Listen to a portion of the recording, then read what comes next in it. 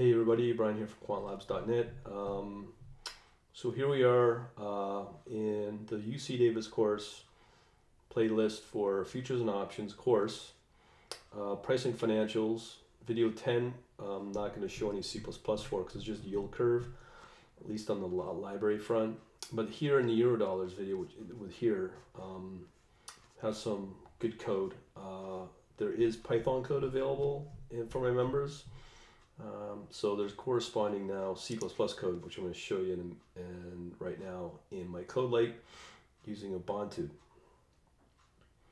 Okay, so first example is this one right here, starting here at video 11. And this is for Eurodollar, where we have a LIBOR interest rate of 93.18 and is quoted for a June contract of the Eurodollar.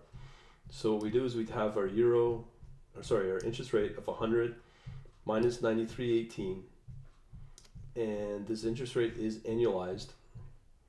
So our interest rate would be whatever we display here. So give me a second here. I'm just going to put some breakpoints here.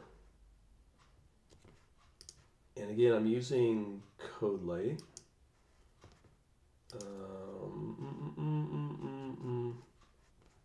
Let's see here. I should put a breakpoint here. Breakpoint here. And we will do a breakpoint there. Another one here. And that should do it. So we got like about 5 or 6 examples here. So let's do the first one. So I'll fire up the debugger. Okay, start debugger. Okay, so as I said, here's our interest rate of 93.18. We go to our next step. So if I look in our terminal, we'll get 6.82 is the interest rate for that LIBOR rate. So our next example is figuring out what the euro contract size is. So if I go into my constants here, you'll notice here I've set the euro dollar, the full contract size. I wouldn't even really worry about this, just one of his other ways of confusing, I guess. But really the euro dollar contract full size is $1 million. And there's 2 calculations here. So what he's done here is he's got this 100 minus 25, and I'm going to skip this one, times the interest rate. That's going to print out the value. So let me just go to that example, but I'll show you the second example, which is the better example. So as I said, to express it properly, if you have a full contract size of the Eurodollar. Let me just okay, so if you have the Eurodollar at $1 million, we have the interest rate, which was it 6.82% times, now remember this is I gotta put in the decimal form. That's why I'm putting that 0.001%. And dividing by 4, because this interest rate is, as it says, is annualized. The Eurodollar deposits for 90 days. So that's why we do this calculation here.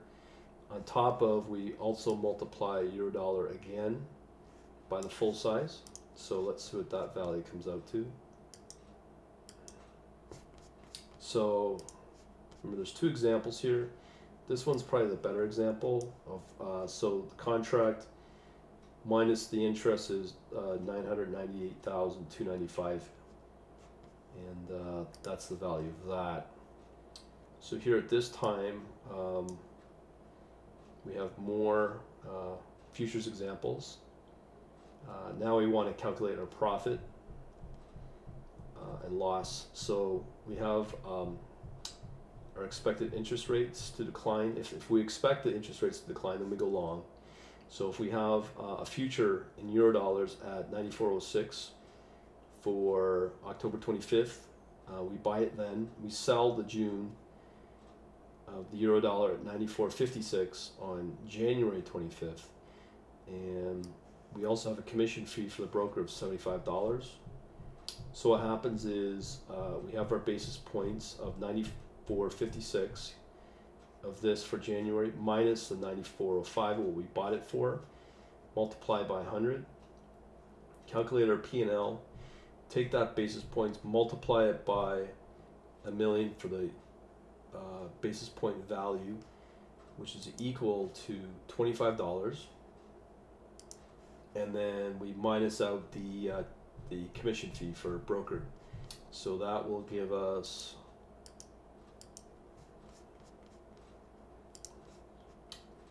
$1,200 right here. Okay, so next example. So this gets a little confusing. Now again, these are the times in the video. So if we have a yen future example, if you expect the US dollar to decline, then go long, which will increase the value of the yen. So if we buy the yen at 0.0104 for October 25th, sell the June yen at 0.010545 on January 25th, there's a big note here.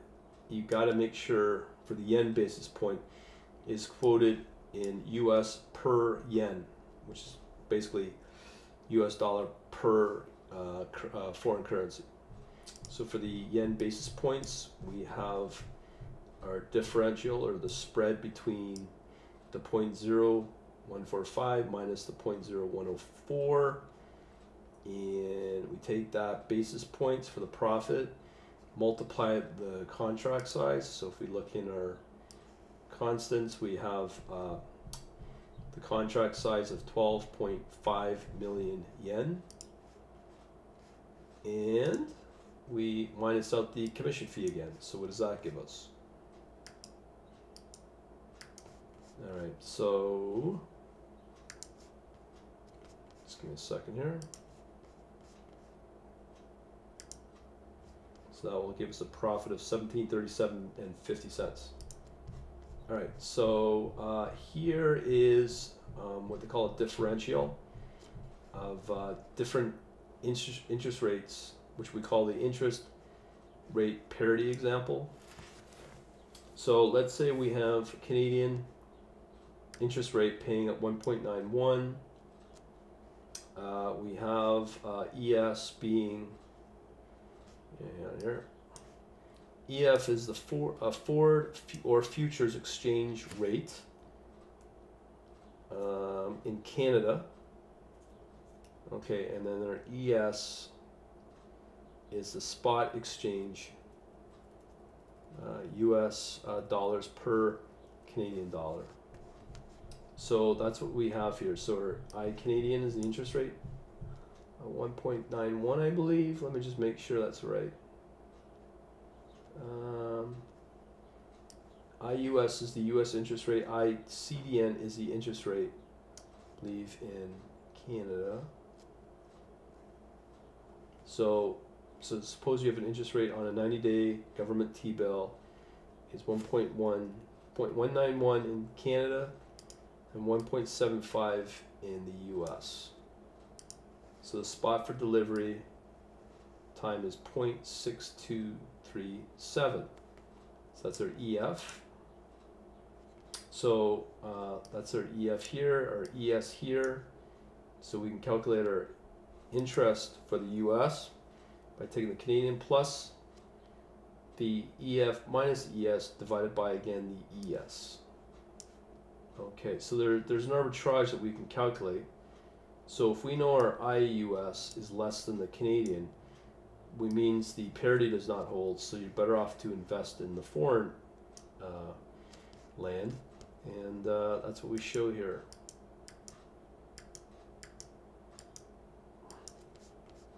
So in a terminal, that's what we show, invest in Canada. Okay, our next one is another arbitrage that we can use for Treasury. And how this works is we have a expected return of 1,500, our interest rate of 0.025%, which I believe is, let me just see here, support 22.5% cost of financing, and 6% for the annual coupon rate. Now again, these are explained here at these times. So here we have the interest rate of 0.025 or 2.5%. September contract will pay out 30. Now here's how that works, because it gets kind of confusing. So where is that?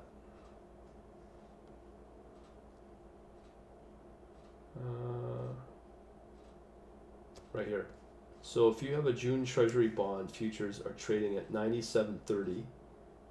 So now we're going to calculate the dollar amount for September. So we take 97.30 divided by 32 seconds times 1,000. Okay. And basically we can calculate our cost from that. It's the interest divided by 4 because that's quarterly. Take the September amount and minus out the return. We have an arbitrage condition where we have the September plus the cost, and if our arbitrage condition is less than the September, then we know that our condition did not hold.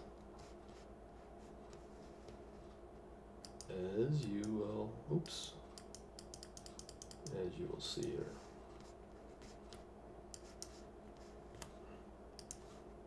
Condition did not hold.